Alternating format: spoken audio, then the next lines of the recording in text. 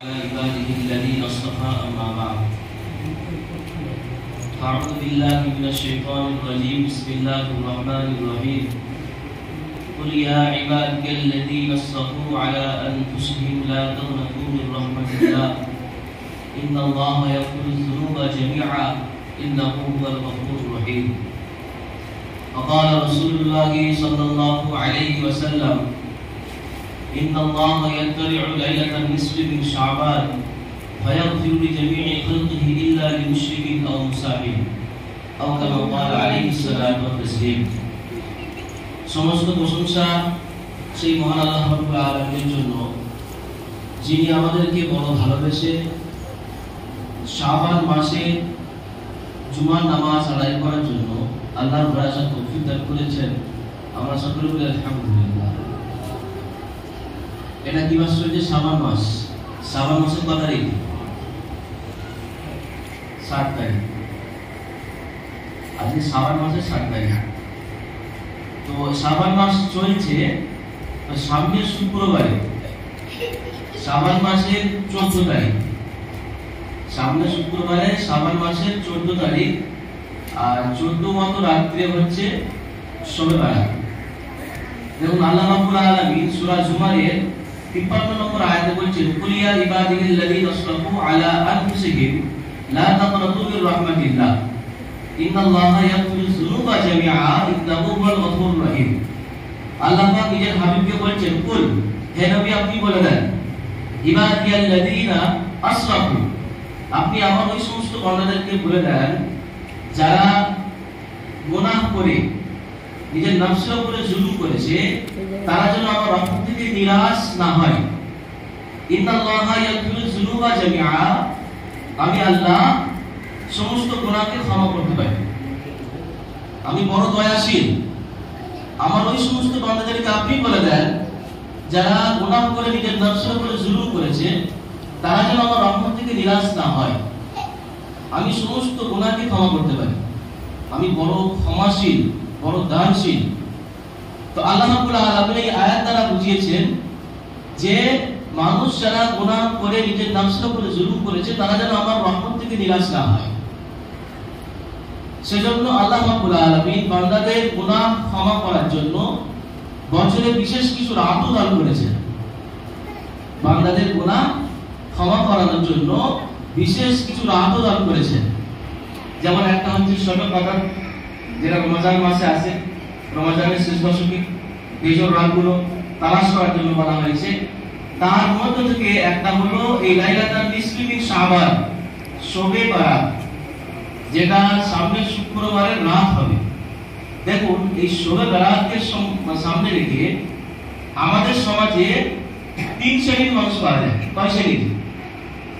এই শবে বারাতকে কেন্দ্র করে আমাদের সমাজে 3 শ্রেণীর মানুষ পাওয়া যায়। এক শ্রেণীর মানুষ হচ্ছে তারা বাড়াবাড়ি করে, শবে বারাতকে নিয়ে বাড়াবাড়ি করে। আর এক শ্রেণীর মানুষ হচ্ছে যারা শবে বারাতকে নিয়ে ছাড়াছাড়ি করে। আর এক শ্রেণীর মানুষ হচ্ছে তারা শবে বারাতের ফজিলতকে মানে। 3 শ্রেণীর মানুষ পাওয়া যায়। প্রথমত হচ্ছে শবে বারাতকে নিয়ে বাড়াবাড়ি করে। দেখুন যারা বাড়াবাড়ি করে তারা এই শবে বারাতের দিনে বিশেষ করে খাস করে তারা ঘর পরিষ্কার করা থেকে নিয়ে, মাটির ঘর হলে লাফা পোছা থেকে নিয়ে শুরু করে তারা রুটি হালুয়া পায়েস ইত্যাদিতে ব্যস্ত থাকা নিয়ে, তারা কিছু লোকের বিশ্বাস এখনো আছে যে ওই রাত্রিরে নাকি মুরব্বীরা বাড়িতে আসে, মানে মুরব্বী মানে হচ্ছে বিধবাকে রুহেরা বাড়িতে আসে। কি অবস্থা! এখনো সেই মক্কার বেঈমানদের মধ্যে এখনো আমার ইমানদার আমাদের মধ্যে সেই বিশ্বাস এখনো আছে যে শবে বারাতের দিনে মুরব্বীরা বাড়িতে আসে। মানে মুরব্বী আমাদের মায়ের মুখ থেকে শুনেছি, দাদিদের মুখ থেকে, মুরব্বী মানে হচ্ছে রূহ বাড়িতে আসে, একদিন ছুটি পাই ঘুরতে আসে। আবার অনেক জায়গায় আমরা দেখেছি, বন্ধু বান্ধবদের থেকে শুনেছি যে কর্মস্থান থেকে নিয়ে ঘর পর্যন্ত মানে লাইটিং এর ব্যবস্থা করে। অনেক জায়গায় আমার মোমবাতি দিয়ে দেয়। তো কেন দেয় জানি না, হয়তো হতে পারে যে মুরব্বী আজ থেকে বছরকে অন্ধকার পুকুরে পড়ে যায়, তো সেই জন্য আমার লাইটিং এর ব্যবস্থা করে। এই সমস্ত আকীদা একদম ভ্রান্ত আকীদা। এই সমস্ত আকীদা রাখা যাবে না। যে ব্যক্তি ইন্তেকাল করেছে সে যদি মুমিন হয় সে আরামের জায়গা ছেড়ে দিয়ে এই দুনিয়াতে আসবে কেন? প্রথম প্রশ্ন। অত আরামের জায়গা ছেড়ে দিয়ে যদি মুমিন হয় জান্নাতের একটা খিড়কি খোলা হয় কবরের মধ্যে, সে আরামে ঘুমোতে থাকে, সে কেন আরাম ছেড়ে দিয়ে এখানে আসবে? আর যদি সে ওই গুনাহগার হয়, বেঈমান কাফের হয়, তো আযাবের ফেরেশতা তাকে কেন ছাড়বে? সে আযাবের মধ্যে গ্রেফতার হয়ে গেল। তো সেজন্য রূহ যে বাড়িতে আসে এই আকীদা রাখা যাবে না। এই আকীদা রাখলে আপনার ঈমান নষ্ট হয়ে যাবে। সেজন্য বিশেষভাবে দেখুন, এই আগরবাতি, ধূপকাঠি, মোমবাতি নিয়ে ব্যস্ত না থেকে, রুটি হালুয়া ইত্যাদিতে ব্যস্তই না পড়ে, আর ফুলঝুরি মোমবাতি কাউকে কিনে দেবেন না, গার্জেনরা কোনো বাচ্চাদেরকে কিনে দেবেন না। ওই বোম হোক, ফুলঝালি হোক, আর কি ফুলঝালি, ধুপড়ি পুরি কি সব বলে, কিছু কিনে দেবেন না, পটাকা কিছু কিনে দেবেন না। আর যদি হালুয়া রুটি খাওয়ার শখ হয়, একদিন আগে করে খেয়ে নেবেন। কেন সেই চিন্তা করতে হবে?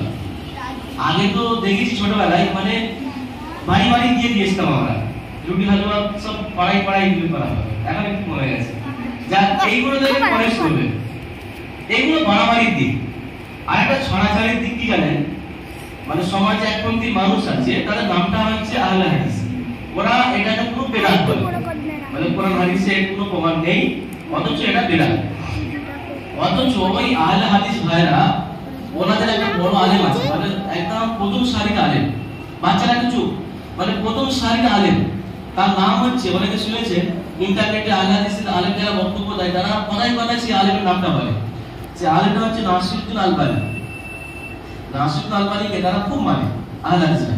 তো নাসিরুদ্দিন আলবানী নিজের কিতাব সিলসিলাতুল আহাদিসিস সহিহা, তার নিজের কিতাবের মধ্যে তিনি লিখছেন, ইয়াতলিউল্লাহু তাবারাকা ওয়া তাআলা লাইলাতান নিসফি মিন শাবান ফায়াগফিরু লিজামিই খালকিহি ইল্লা লিমুশরিকিন আও মুশাহিদ।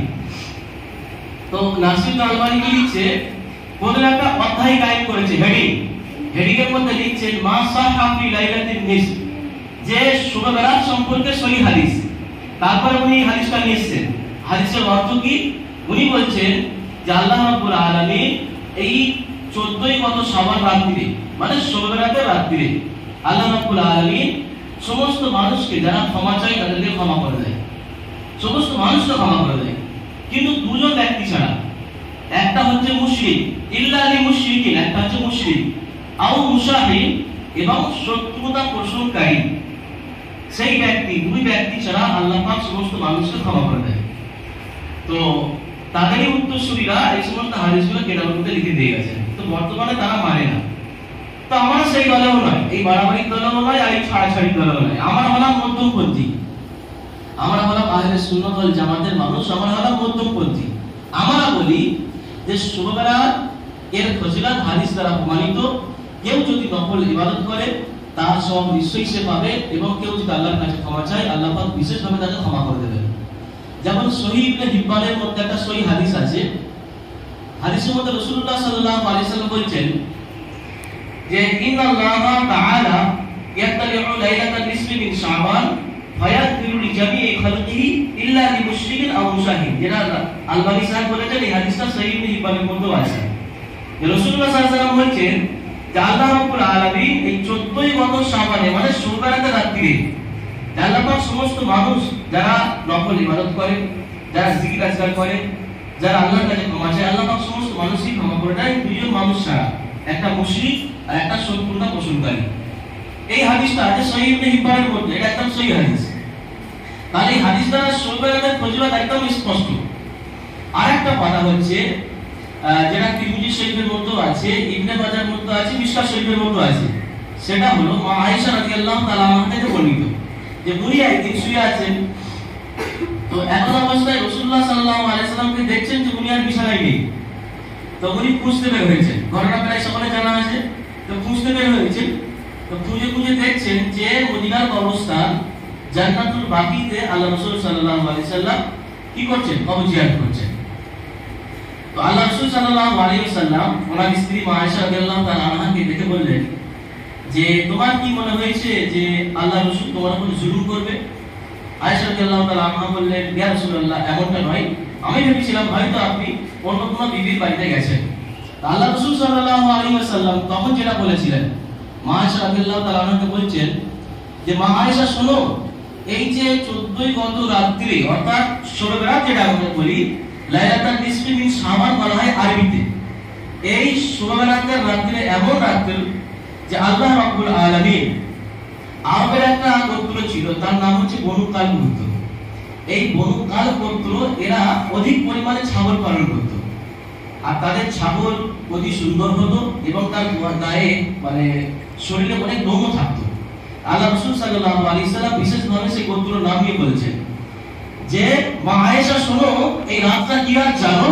এই রাতটা এমন রাত আল্লাহ রাব্বুল আলামিন যে বনু কাল গোত্রের ছাগল আছে, সেই ছাগলের গায়ে যত লোম আছে তার থেকে বেশি মানুষকে আল্লাহ রাব্বুল আলামিন এই রাত্রে ক্ষমা করে দেয়। এই হাদিসটা আছে তিরমিজি শরীফ 1 খণ্ড 156 নম্বর পৃষ্ঠা, ইবনে মাজাহ 99 নম্বর পৃষ্ঠা, মিশকাত শরীফ 114 নম্বর পৃষ্ঠার মধ্যে হাদিসটা আছে। তাহলে শোবেরাতের ফজিলত হাদিস দ্বারা স্পষ্ট প্রমাণিত, যেটা মা আয়েশা রাদিয়াল্লাহু তাআলা হাদিস দ্বারা প্রমাণিত এবং ইবনে হিব্বানের সহিহ হাদিস দ্বারা প্রমাণিত। এই শোবেরাতে আমরা কি করব? এই শোবেরাতে আমাদের করণীয় কি আছে, বর্জনীয় কি আছে? দেখুন, এই শোবেরাতে যতটা পারবেন নফল ইবাদত, নফল নামাজ পড়বেন, আপনি জিকির আজকার করবেন, আপনি আল্লাহর কাছে ক্ষমা চাইবেন, নিজের জন্য, নিজের পরিবারের জন্য, পুরো উম্মার জন্য ক্ষমা চাইবেন। এই দেশের জন্য যে সমস্ত দুর্ঘটনা ঘটছে, মুসলমানদের উপর আক্রমণ চলছে, ইসলামের উপর আক্রমণ চলছে, এই সমস্ত জিনিসটা আল্লাহর কাছে ক্ষমা চাইবেন। একটা হাদিসে এসেছে যে আল্লাহ রাব্বুল আলামিন এই রাত্রে দুনিয়ার আসমানে অবতরণ করেন, মানে দুনিয়ার আসমানে নেমে আসেন। তো ওলামায়ে কেরাম ব্যাখ্যা করেছেন যে আল্লাহ রাব্বুল আলামিন প্রতি রাত্রেই তো আসমানে আসেন এবং মানুষকে ডাক দিতে থাকেন, কে এমন আছে আমার কাছে ক্ষমা চাইবে, কে এমন আছে আমার কাছে রিজিক চাইবে। হাদিসে আছে কি নাই? হাদিসে আছে। তো ওলামায়ে কেরাম ব্যাখ্যা করেছেন যে আল্লাহ রাব্বুল আলামিন প্রতিদিন যে আসমানে অবতরণ করেন সেটা হলো আল্লাহ রাব্বুল আলামিন উপর আসমান থেকেই ডাক দেন। আর বিশেষভাবে এই শোবেরাতের দিনে বা শোবেরাতের রাতে আল্লাহ পাক দুনিয়ার আসমানে নেমে আসেন, সেটা হলো একদম সূর্য ঢলে যাওয়ার পরেই, মানে মাগরিবের সময়তে আল্লাহ পাক দুনিয়ার আসমানে চলে আসেন এবং ফজর পর্যন্ত থাকেন। আর অন্যান্য দিনে যেটা আল্লাহ পাক মাগফিরাতের জন্য বলেন সেটা হলো একদম রাতের শেষ অংশে আসেন, মানে তাহাজ্জুদ টাইম। বুঝতে পারছেন? প্রতিদিন যেটা আসেন এবং এলান করেন কি আছো আমার কাছে ক্ষমা চাইবে, সেটা হলো রাতের শেষ অংশে, অর্থাৎ তাহাজ্জুদের সময়। আর শোবেরাতের দিনে খাস করে আল্লাহ রাব্বুল আলামিন মাগরিবের সময়তেই প্রথম আসমানে চলে আসেন এবং ফজর পর্যন্ত থাকেন এবং হাক দিতে থাকেন। অতএব এই শোবেরাত আমাদের সামনে শুক্রবার রাতে, সেজন্য সেই শুক্রবারের দিনে আমরা আদার্স কাজে ব্যস্ত হব না। এই রুটি হালুয়া করা থেকে নিয়ে ইত্যাদি ইত্যাদি কাজে আমরা ব্যস্ত হব না। আমরা রাত্রে বিশেষভাবে নফল ইবাদত, নিজের শরীরকে কষ্ট দিয়ে নয়, যতটা নিজের শরীরে কুলোবে ততটা আপনি করবেন। তারপরে কি করবেন? আপনার শরীরকে আপনি রেস্ট দেবেন, কেন শরীরের একটা হক আছে, আপনি রেস্ট দেবেন। না সারা রাত ইবাদত করে ফজরে গায়েব, ওই ইবাদতের দাম আছে? ওই ইবাদতের দাম নেই। অতএব নফল ইবাদত করবেন, আল্লাহর কাছে দোয়া চাইবেন এবং ফজরের নামাজটা জামাতের সাথে আদায় করবেন, ইনশাআল্লাহ। এবং আরেকটা ছোট্ট কথা বলে দিই, দেখুন রোজা সম্পর্কে। শোবেরাতের দিনে অনেকে একটা রোজা, নফল রোজা রাখে। এই নফল রোজার ব্যাপারে, যেহেতু শোবেরাতটা শাবান মাসে পড়ছে, তাই তো নাকি? শাবান মাসের ব্যাপারে সহিহ বুখারীর মধ্যে আছে, তিরমিজির মধ্যে হাদিস এসেছে যে আল্লাহ রাসূল সাল্লাল্লাহু আলাইহি ওয়াসাল্লাম ওনার স্ত্রী বর্ণনা করছেন, উম্মে সালামা রাদিয়াল্লাহু তাআলা আনহা, উনি বলছেন মা রাআইতু নবিয়্যা সাল্লাল্লাহু আলাইহি ওয়াসাল্লাম ইয়াসুমু শাহরাইনি মুতাতাবিআইনি ইল্লা রমাদান ওয়া শাবান। উনি বলছেন আমি আল্লাহর হাবিবকে রমাদান এবং শাবান মাস ছাড়া অন্যান্য মাসে এক রোজা রাখতে দেখি, মানে রমজান মাসে পুরো রোজা এবং শাবান মাসে আল্লাহ রাসূল সাল্লাল্লাহু আলাইহি ওয়াসাল্লাম অধিক রোজা রাখতেন। তাহলে শাবান মাসে রোজা রাখতেন আল্লাহ রাসূল, অনেক রোজা রাখতেন, সেটা হাদিস দ্বারা প্রমাণিত। আরেকটা দেখুন, আল্লাহ রাসূল সাল্লাল্লাহু আলাইহি ওয়াসাল্লাম আইয়ামে বীজের রোজা রাখতেন। আইয়ামে বীজ কাকে বলা হয়? চন্দ্র মাসের 13, 14, 15 তারিখ।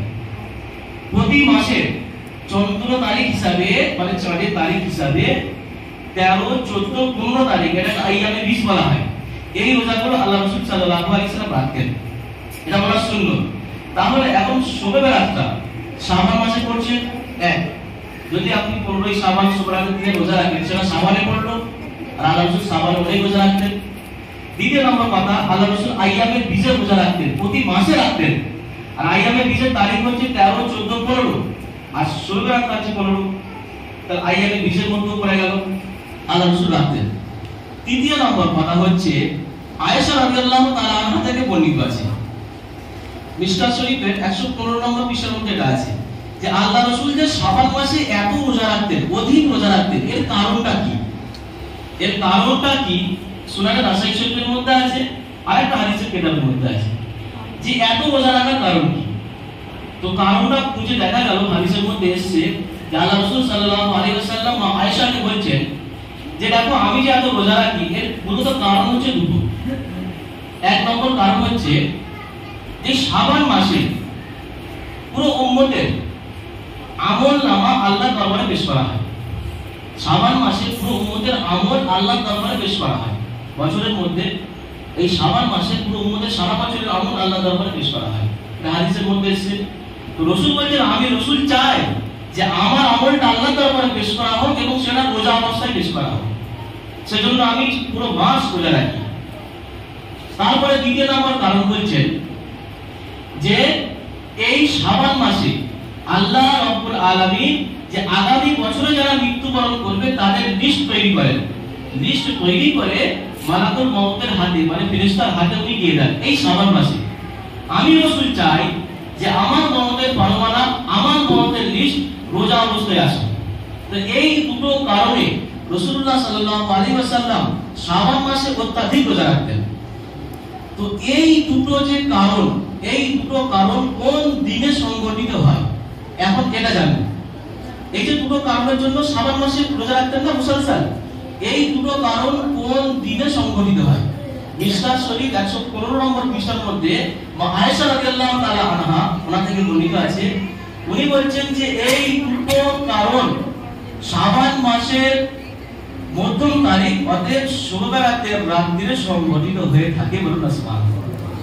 তাহলে আল্লাহ রাসূল যে দুটো কারণের জন্য মুসলসাল পুরো শাবান রোজা রাখতেন, সেই দুটো কারণ সংঘটিত হয়, অতএব মৃত্যুর পরমানা লেখা হয় এবং পুরো বছরের আমলনামা পেশ করা হয়, সেটা হলো 16 রাতের রাত্রিরে। সেজন্য ওলামা একরাম বলেছেন যদি কেউ 16 রাতের রাত্রিরে বা 16 রাতের দিনে নফল রোজা রাখে সে ইনশাআল্লাহ সওয়াব পাবে। আল্লাহ রাসূল সাল্লাল্লাহু আলাইহি ওয়াসাল্লাম উনি বলেছেন যে আমার মৃত্যুর পরমানা রোজা অবস্থায় হোক, আমার আমলনামা আল্লাহর দরবারে পেশ করা হোক, সেটা যেন রোজা অবস্থায় হয়। আমার তার উম্মত হিসাবে এটাই চাইবো যে আমাদের মৃত্যুর পরমানা রোজা অবস্থায় হোক আর আমাদেরও আমলনামা আল্লাহর দরবারে রোজা অবস্থায় পেশ করা হোক, চাইবো ইনশাআল্লাহ। সেজন্য নফল রোজা 16 রাতের দিনে একা রাখতে পারে। আল্লাহ রাব্বুল আলামিন আমাদের সকলকে শোনার থেকে জানার থেকে বেশি বেশি আমল